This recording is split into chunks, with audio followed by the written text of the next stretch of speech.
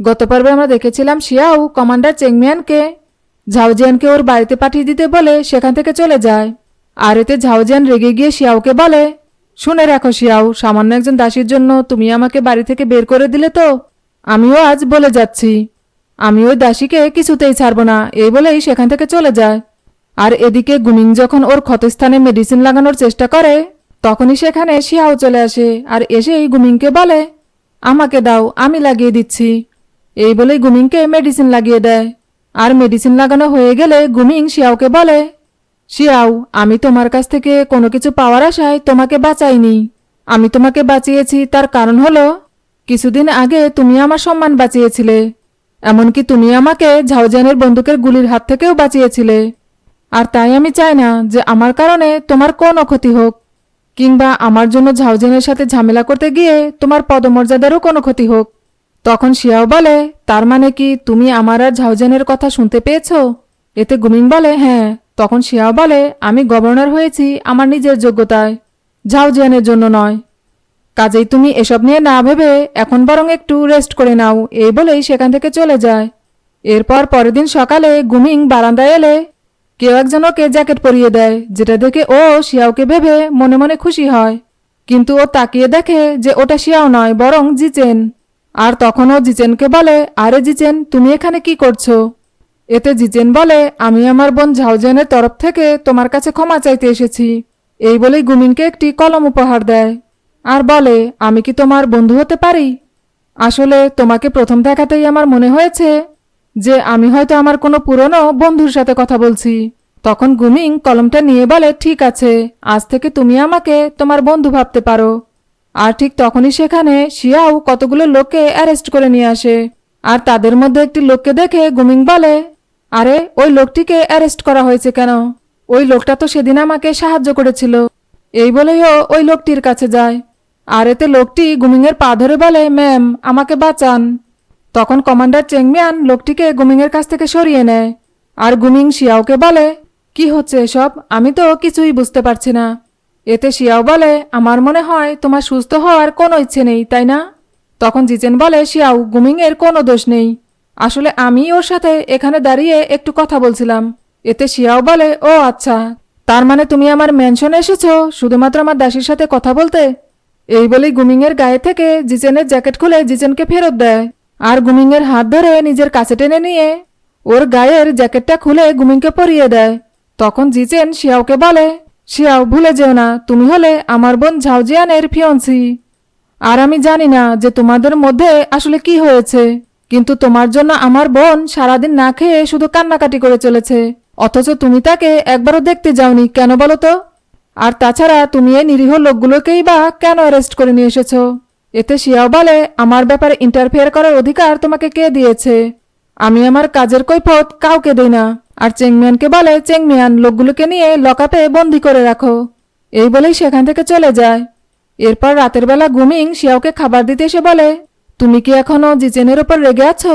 এতে শিয়াও বলে, আমি সত্যিই বুঝতে পারছি না যে এই অল্প সময়ের মধ্যে তোমার সাথে জিচেনের বন্ধুত্ব হলো কিভাবে।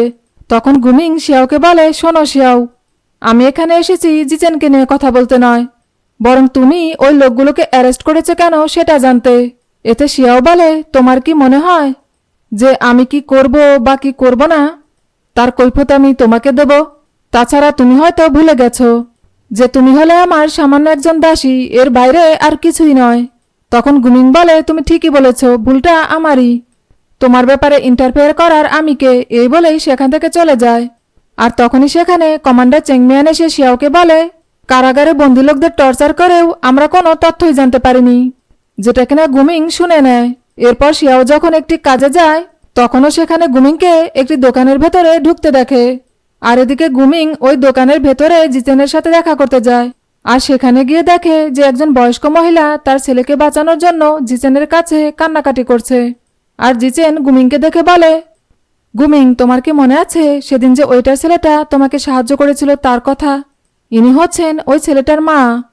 আর গভর্নর শিয়াও ওই ছেলেটাকে জোর করে ধরে এনে এখানে বন্দি করে রেখেছে। আর তখন ওই মহিলাটি কাঁদতে কাঁদতে গুমিংকে বলে, গভর্নর শিয়াও হলো ভীষণ নিষ্ঠুর এবং অত্যাচারী, ও আমার ছেলেটাকে ধরে এনে বন্দি করে রেখেছে। এতে গুমিং বলে, ম্যাম, আপনার হয়তো কোনো ভুল হচ্ছে। গভর্নর শিয়াও বিনা কারণে কাউকে শাস্তি দেবার মতো লোক নয়। তখন ওই মহিলাটি রেগে গিয়ে বলে, তুমি ওই গভর্নর শিয়াওকে এখনো চিনতেই পারোনি। ও ভীষণ ভয়ঙ্কর, এই গ্রামের অনেক মানুষকে ও খুন করেছে। এই বলেই গুমিংকে বলে, তুমি যে করেই হোক আমার ছেলেকে গভর্নর শিয়াওয়ের হাত থেকে বাঁচাও। এতে গুমিং বলে, ঠিক আছে ম্যাম, আপনি কান্নাকাটি করবেন না, আমি চেষ্টা করব। এটা শুনে মহিলাটি সেখান থেকে চলে যায়।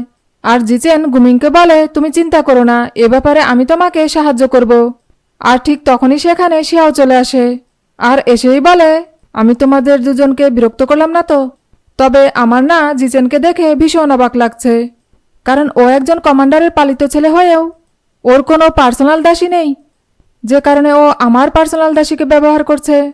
এতে জিচেন শিয়াওকে বলে, শিয়াও, আসলে কি বলো তো, তুমি তোমার পার্সোনাল দাসীকে এত ভালো শিক্ষা দিয়েছো যে আমি তো ভাবছি খুব শীঘ্রই ওকে আমি তোমার কাছ থেকে আমার কাছে নিয়ে আসব। এটা শুনে শিয়াও রেগে গিয়ে গুমিংকে নিয়ে সেখান থেকে চলে যায়। আর বাইরে এসে বলে, তুমি এখানে কি করছিলে? তুমি কি ভুলে গেছো যে তুমি হলে একজন দাসী? কাজেই আর যাই হোক না কেন, কখনোই রাজরানী হওয়ার স্বপ্ন দেখো না। এই বলে গুমিংকে ওর গাড়ির পেছন পেছন হেঁটে আসতে বলে শিয়াও গাড়ি নিয়ে সেখান থেকে চলে যায়। আর কিছুটা দূরে যাওয়ার পর ও দেখে যে গুমিংয়ের হেঁটে আসতে কষ্ট হচ্ছে। আর তাই ও গুমিংকে ওর গাড়িতে উঠতে বললে গুমিং কোনো উত্তর না দিয়েই সেখান থেকে চলে যায়। এরপর রাতের বেলা গুমিং খাবার নিয়ে কারাগারের ভেতরে ঢুকে পড়ে। আর সেখানে গিয়ে গার্ডকে বলে, গভর্নর শিয়াও আমাকে খাবার দিতে এখানে পাঠিয়েছে। এতে গার্ড বলে, ঠিক আছে, আপনি ভেতরে যান। আর এতে গুমিং কারাগারের ভেতরে গিয়ে ওই ওয়েটার লোকটিকে বলে, এই খাবারগুলো তোমার মা পাঠিয়েছে। যেটা শুনে ওই লোকটি কাঁদতে কাঁদতে গুমিংকে বলে, আপনাকে অনেক ধন্যবাদ, আর আমি আপনাকে একটা কথা বলতে চাই। এই বলেই গুমিংয়ের কাছে গিয়ে ওকে আক্রমণ করে এবং ওকে কিডন্যাপ করে সেখান থেকে পালানোর চেষ্টা করে।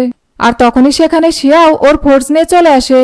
আর শিয়াওকে দেখে ওই লোকটি বলে, আমাকে এখান থেকে যেতে দাও, তা না হলে আমি কিন্তু গুমিংকে মেরে ফেলবো। আর তখনই সিন ফ্ল্যাশব্যাকে দেখানো হয়। আসলে ওই লোকটি হলো একজন ফেরারি আসামি, যে কিনা এতদিন ধরে ছদ্মবেশে ছিল। আর তাই শিয়াও ওই লোকটিকে গ্রেপ্তার করে বন্দি করে রেখেছে। এরপর সিন বর্তমানে দেখানো হয়, যেখানে গুমিং লোকটিকে বলে, তুমি ভুল করছো, আমি হলাম সামান্য একজন দাসী। আর তাই গভর্নর শিয়াও আমার মতো একজন সামান্য দাসীর জন্য তোমাকে কিছুতেই এখান থেকে যেতে দেবে না। এটা শুনে ওই লোকটি গুমিংকে আঘাত করতে গেলে শিয়াও ওই লোকটিকে থামিয়ে দিয়ে বলে, তুমি গুমিংকে মেরো না, তার বিনিময়ে তোমার কি চাই বলো। এতে লোকটি বলে, আমাকে কিছু গোল্ড বার এবং একটি গাড়ির ব্যবস্থা করে দাও। তখন শিয়াও বলে, ব্যাস এতটুকুই, তোমার আর কিছুই লাগবে না?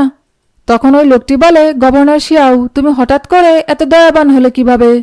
আর ঠিক তখনই শিয়াও ওই লোকটিকে গুলি করে গুমিংকে বাঁচিয়ে নেয়। আর ওই লোকটি যখন গুমিংকে গুলি করে দেয়, তখন শিয়াও গুমিংকে বাঁচাতে গিয়ে ওর হাতে গুলি লেগে যায়। আর তখন ও লোকটিকে গুলি করে মেরে ফেলে।